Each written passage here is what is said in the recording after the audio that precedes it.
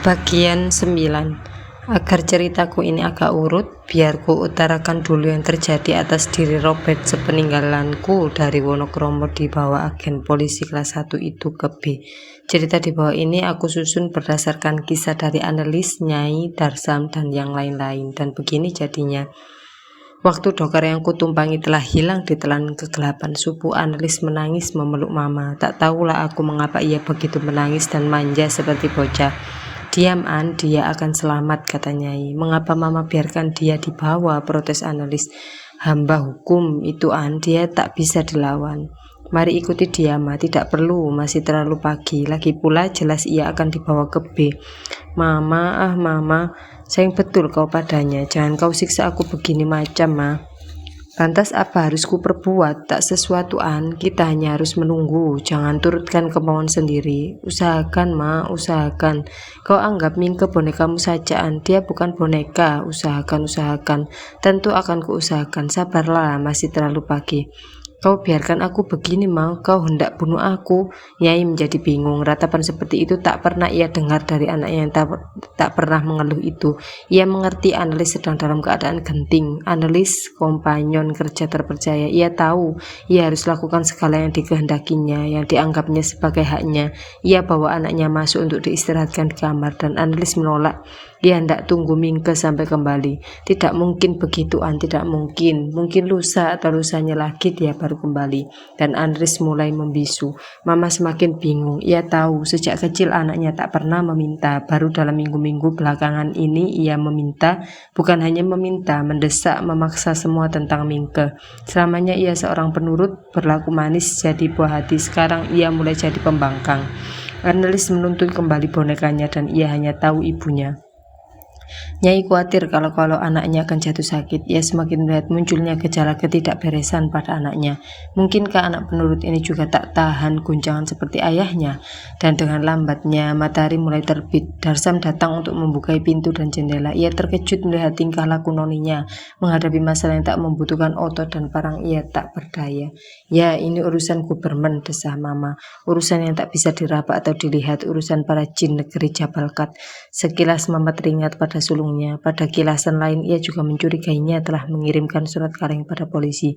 Ia mencurigainya. Kilasan berikutnya ia hendak menyelidikinya. Panggil Robert kemari, perintah mama pada Darsam, dan Robert datang sambil mengocok mata. Ia berdiri diam-diam. Sekiranya tak ada Darsam, ia takkan datang menghadap. Itu semua orang tahu, dan ia berdiri tanpa bicara sepatah pun. Matanya memancarkan ketidakpedulian. Sudah berapa kali dan kepada siapa saja kau pernah kirimkan surat kaleng? Ia tak menjawab. Darsam menghampirinya. Jawab Nyo, desak pendekar itu. Analis masih juga berpegangan pada Nyai seakan mencari sandaran. Tak ada urusanku dengan surat kaleng, jawabnya sengit. Mukanya dihadapkan pada Darsam. Apa aku nampak seperti pembikin surat kaleng? Jawab pada Nyai, bukan padaku, dengus Darsam. Tak pernah membikin, apalagi mengirimkan. Sekarang mukanya ditujukan pada mama. Baik, aku selalu berusaha mempercayai mulutmu. Apa sebab kau membenci Mingke? Karena ia lebih baik dan lebih terpelajar daripadamu. Tak ada urusan dengan Mingke, dia hanya pribumi. Justru pribumi kau membencinya. Lantas apa guna darah Eropa? Tantang Robert. Baik, jadi kau membenci Mingke hanya karena dia pribumi dan kau berdarah Eropa. Baik, memang aku tak mampu mengajar dan mendidik kau. Hanya orang Eropa yang bisa lakukan itu untukmu. Baik Rob, sekarang aku ibumu, orang pribumi ini. Tahu orang yang berdarah Eropa tentu lebih bijaksana, lebih terpelajar daripada pribumi. Tentu kau mengerti aku. Sekarang aku minta darah pribumi dalam tubuhmu, bukan Eropa dalam dirimu. Pergi ke kantor polisi Surabaya, carikan keterangan tentang Mingke. Darsam tak akan mungkin melakukannya. Aku tidak, pekerjaan di sini tidak memungkinkan. Kau pandai Belanda dan bisa baca tulis. Darsam tidak. Aku ingin tahu apa yang kau bisa kerjakan. Naik kuda biar cepat. Robert tak menjawab. Berangkat Nyo, perintah Darsam. Tanpa menjawab, Robert melemah berbalik dan berjalan menyeret sandal masuk ke dalam kamar dan tak keluar lagi. Peringatkan Darsam, perintah mama. Darsam menyusul Robert masuk ke dalam kamar. Di luar dunia sudah mulai terang. Robert meninggalkan kamar dalam iringan pendekar Madura itu. Ia pergi ke belakang ke kandang kuda. Ia telah mengenakan celana kuda bersepatu larsa tinggi dan pada tangannya cambuk kulit. Kau tidur saja An, hibur Nyai. Tidak. Nyai rasa isu analis mulai naik. Anak itu memang jatuh sakit dan ibunya sangat cemas. Taruh sofa di kantor Darsam, biar aku tungguin sambil bekerja. Jangan lupa selimut. Kemudian kau panggil Dokter Martinet. Ia dudukkan anaknya di kursi. Sabar An, sabar. Cinta benar kau padanya. Mamaku seorang bisa analis. Kau jadi sakit begini An? Tidak. Mama tidak melarang kau mencintai dia. Tidak sayang, kau boleh kawin dengannya kapanpun kau suka dan dia mau. Sekarang ini sabarlah. Mama, panggil analis dengan mata tertutup.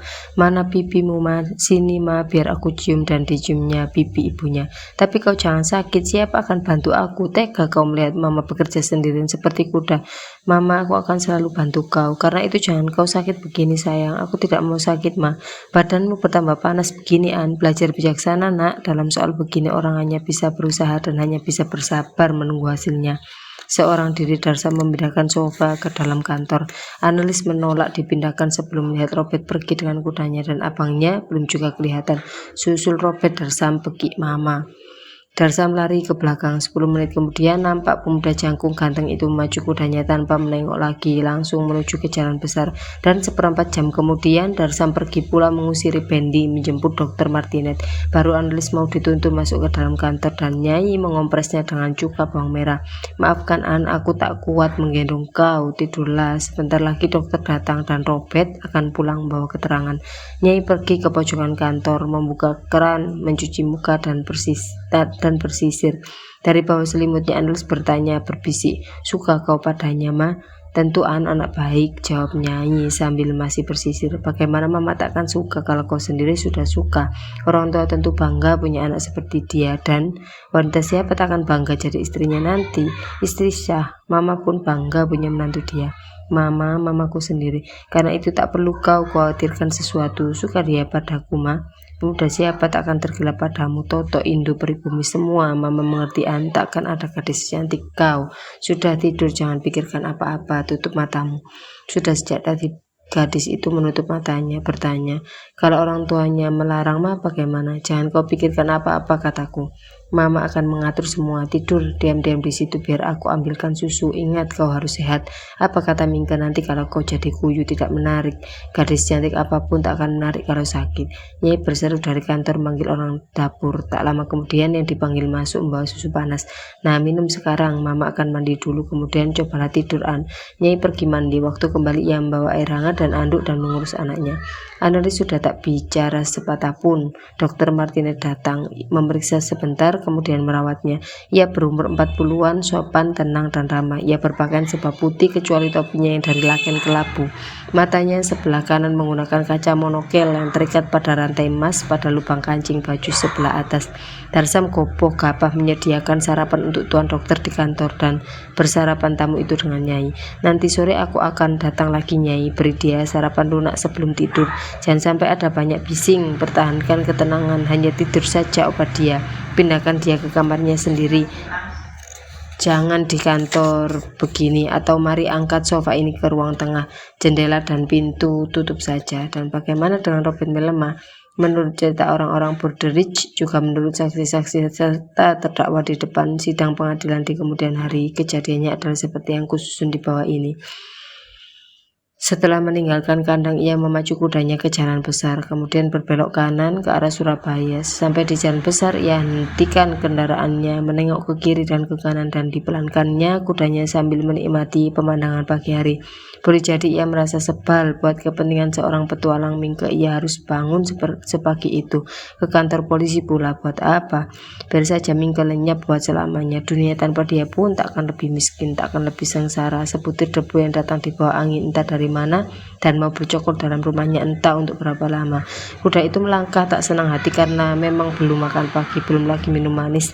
Robert juga belum sarapan dan sekarang sudah harus berangkat kerja.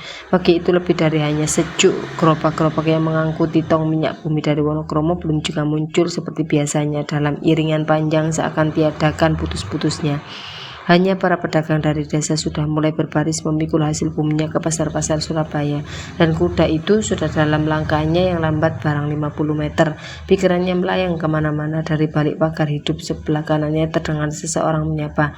Tapi si Nyurobel yang hentikan kuda meninjau melalui puncak-puncak pagar ke sebaliknya. Dilihatnya seorang Tionghoa dalam piyama serba lorek sedang tersenyum manis padanya. Rambutnya begitu jarang sehingga kuncirnya pun begitu tipis. Waktu tersenyum pipinya terangkat naik, matanya semakin sipit, kumisnya pun tipis, panjang, jatuh tak berdaya di samping menyamping mulut. Jenggotnya sangat tipis pula dan pada setotol tai lalat bagian jenggot itu merimbun dan agak lebih hitam. Tapi Nyo, ulangnya waktu melihat Robert nampak ragu untuk menjawab.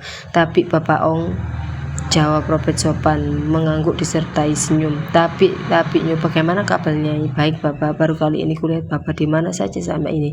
Biasanya banyak urusan. Bagaimana kabar Tuan? Baik Bapak, sudah lama tak kelihatan. Biasa Bapak banyak urusan. Kelihatan pintu rumah Bapak terbuka hari ini, juga jendela. Ada apa hari ini Pak? Luar biasa barangkali. Hali bagus Nyo, hali plesil sekarang. Ayo Nyo mampil. Senyum Chong pagi ini membikin tawar kesebalan Robert, juga kebenciannya pada yang serba Tionghoa. Tak pernah ia ingin berkenalan dengan orang Tionghoa. Ditegur pun ia takkan sudi menjawab pada kesempatan lain, apalagi memasuki pekarangan dan rumahnya. Tapi sekarang ia sungguh-sungguh tertarik untuk mengetahui sesuatu. Baik Pak, aku mampir sebentar. Dan Robert membelokkan kudanya masuk ke pelataran tetangganya. Ia belum pernah mengenal Bapak Chong, hanya mengira saja itulah orangnya. Belum lagi turun tetangganya telah berlarian menyambutnya. Ia lihat orang berkuncir itu bertepuk tangan. Seorang singkeh tukang kebun datang dan mengambil kuda dari tangannya, kemudian menuntun binatang itu ke belakang. Robert dan Chong berjalan sejajar pelan melalui jalan batu cadas menuju ke gedung yang biasa terbuka pintu dan jendelanya itu. Mereka masuk, semua jenjang tangan depan sekarang tertutup anyaman tali sabut kelapa, dan ruang depan rumah tak berserambi itu sangat luas, diperaboti beberapa sije jati berukir. Di sebuah pojokan terdapat sije bambu betung belang bonteng coklat. Dinding dihiasi cermin dari berbagai ukuran berisikan kaligrafi Tionghoa berwarna merah. Sebuah rana kayu berukir tembus menutup mulut koridor yang terdapat di tengah-tengah gedung. Beberapa jambang besar dari tembikar menghiasi ruangan itu tanpa isi. Berdiri di atas kaki dengan nagam lingkar, tak ada hiasan lantai juga, tak ada potret Sri Ratu Wilhelmina. Bunga-bungaan juga tak terdapat dimanapun di ruang depan ini. Chong membawanya ke sije bambu yang terdiri atas 3 kursi dan sebuah bangku panjang yang menghadap ke pelataran depan. Tuan rumah duduk di situ dan Robert ditentangnya. Nyo sudah lama bertetangga begini, tidak pernah datang berkunjung. Bagaimana mungkin kalau pintu dan jendela terus-menerus tertutup? Nyo yang benar saja, mana bisa rumah ini terus tertutup? Baru kali ini kulihat terbuka. Kalau buka seperti ini Nyo Lobel, tentu aku ada di rumah. Kalau tidak di rumah mana? Di rumah mana? Ya terus senang. Minum apa Nyo? Biasanya apa? Whisky, brandy, blos, ciu, atau alat biasa. Sausing barangkali, yang putih, kuning, hangat, dingin saja, atau malaga, atau keling. Wah Bas, pagi ini apa salah dengan kacang goreng? Bagaimana? Setuju Bas, sangat setuju. Bagus Nyo, senang datang tamu seperti si Nyo. Ganteng, gagah, tidak pemalu, muda, semua ada pada si Nyo. Kaya, wah. Ia bertepuk tangan dengan gaya anggun tanpa meneleng, tanpa menoleh seperti maharaja. Dari belakang Rana muncul seorang gadis Tionghoa bergaun panjang tanpa lengan, samping bagian bawah gaun berbelah tinggi menampakkan sebagian dari tungkainya, rambutnya dikelabang 2. Robert membelalak melihat gadis berkulit pualam itu. Matanya seperti tak dapat dipindahkan dari belahan gaun sampai gadis itu begitu dekat dengannya dan menaruh botol whisky, gelas-gelas logi, dan kacang goreng sangat di atas meja. Chong bicara cepat dalam Tionghoa pada perempuan itu yang kemudian segera berdiri tegak di hadapan Robert. Nyo coba taksil sendiri perempuan ini, dan Robert malu tersipu. Ia tak dapat bicara, mata dan mukanya jatuh ke tempat lain seperti direnggutkan setan. Ini si Min Hua, tak suka Nyo padanya, ia mendehem. Baru datang dari Hong Kong. Min Hua membungkuk, meletakkan talam ke atas meja dan duduk di kursi dekat Robert. Sayang sekali Nyo, Min Hua tak bisa Melayu, Belanda tidak, Jawa juga tidak, hanya Tionghoa saja. Apa boleh buat? Nyo diam saja. Mengapa? Dia sudah ada di samping Nyo. Ai, Nyo jangan pura-pura tidak berpengalaman begitu. Ayo Nyo, masa mesti malu sama papa? Min Hua menyodorkan gelas whisky pada pipi Robert yang menerimanya tanpa kemantapan, dan Chong sengaja tersenyum manis memberanikan. Min Hua tertawa genit melengking dengan kepala didongakkan, otot muka pada tertarik, mulut terbuka dan gigi mutiaranya dengan satu gingsul berparade dalam mulutnya. Kemudian perempuan itu bicara keras dan cepat, memberi komentar tanpa koma dan tanpa titik. Dan Robert tidak mengerti, malah semakin kehilangan kemantapan waktu perempuan itu mendekatkan kursi padanya. Melihat Robert menjadi pucat dan gelas di tangannya hampir jatuh, Minhua mendorong slogi itu pada bibir pemuda canggung itu dan Robert meneguknya tanpa ragu. Tiba-tiba ia terbatuk-batuk. Ia tak pernah minum minuman keras. Whisky menyemburi Ah Chong dan Minhua. Mereka tak marah, tertawa-tawa senang. Satu slogi lagi, nyuruh tuan rumah menyarankan. Minhua menuangkan whisky lagi dan sekali lagi menyuruh tamu muda itu minum. Pemuda itu menolak dan menyeka mulut dengan setangan. Ia semakin malu, masa ya Sinyo pula-pula belum pernah minum whisky dan meledeknya. Tidak suka whisky, tidak suka Minhua. Ia lambaikan tangan dan perempuan itu pergi, menghilang ke balik rana berukir tembus. Ia bertepuk tangan lagi. Sekarang muncul gadis Tionghoa lain berbaju dan bercelana panjang sutra bersulam aneka gambar dan warna. Ia berjalan berkiul-kiul mendekati si bambu, membawa talam bambu berisi penganan dan meletakkan di atas meja di atas talam yang ditinggalkan Minhua. Ia membungkuk pada Robert dan tersenyum memikat sebagaimana halnya dengan perempuan pertama. Ia juga bergincu. Belum lagi selesai menata panganan, Minhua sudah datang lagi membawa air bening dalam gelas di atas talam kaca, meletakkannya di hadapan Robert, kemudian duduk di tempat yang tadi. Wah, Nyo, sekalang dua, mana lebih menali? Ayo, jangan malu-malu, yang ini si. Di depan rumah beberapa kereta mulai berdatangan, tamu-tamu pada langsung masuk ke dalam, sebagian berpakaian Tionghoa, sebagian lagi piyama. Semua laki berkuncir tanpa mengindahkan tuan rumah ada atau tidak. Mereka langsung duduk dan mulai ramai bercericau, berdahak dan membuka permainan judi. Tak ada yang disukai lupanya Sinyo ini, desah Ah Chong dan menggerakkan tangan menyuruh mereka pergi untuk melayani para tamu.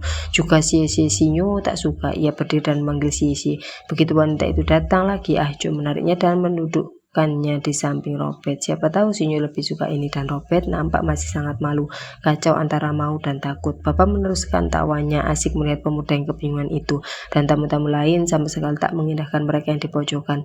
Sekarang Si ribut bercericau dengan suara keras cepat, kemudian mulai merayunya, memperbaiki letak kemeja dan sabuk, menjentik-jentik gombak kemeja. Bapak mengawasi dan terus juga tertawa. Robert makin meriut. Kemudian dua orang Tionghoa itu bicara ribut dan Robert tetap tak mengerti barang sepatah. Baik Nyo, memang Sinyo tak suka dua-duanya. Si bangkit dan menghilang di balik rana dan Ah Chong bertepuk 4 kali. Robert menyesal setengah mati barangkali. Ia menunduk. Dari balik rana muncul seorang wanita Jepang dalam kimono berbunga-bunga besar, wajahnya kemerahan. Ia melangkah pendek-pendek dan cepat, mukanya bundar dan bibirnya tergincu dan selalu tersenyum. Rambutnya terkondai. Ia langsung duduk di samping tuan rumah. Waktu tertawa nampak salah sebuah gigi serinya dari emas. Lihat sini Nyo, ini perempuan lagi.